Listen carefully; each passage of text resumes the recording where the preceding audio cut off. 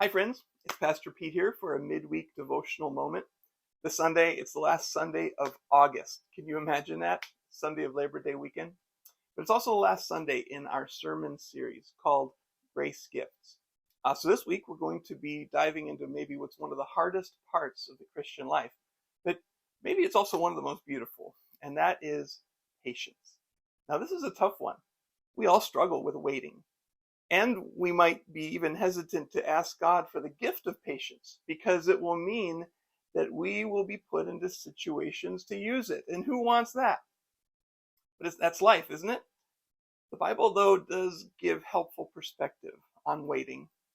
James chapter 5, which is what we're going to look at, paints a picture of waiting that's not passive, but it's active with hopeful endurance.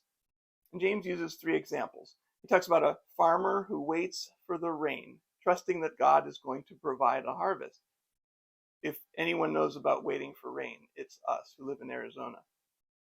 But then he also uses the example of the prophets who kept speaking God's truth even when no one seemed to listen. They still were patient, trusting in God to change people's hearts.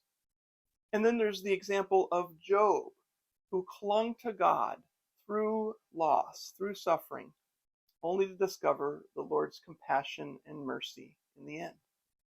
And that is what is true about God, that God is loving and compassionate. Each one of those examples shows us a patience that is not just sitting still. Instead, it is standing firm with a heart that's anchored in the promises of God. James even uses that phrase that sometimes is translated stand firm, and it really means strengthen your heart or have a strong heart. In other words, it's just about bracing yourself with hope. Now, our world tells us to hurry, to fix things now. Maybe we want things done now. Maybe we want to avoid the discomfort of waiting.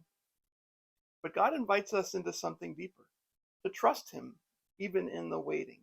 And when we do that, to keep our eyes on Jesus, to treat others with grace, even when life feels slow or unfair. After all, if you've been waiting for rain for a long time like we have this monsoon season, isn't carrying an umbrella a sign of faith? To this, James says, be patient until the Lord's coming.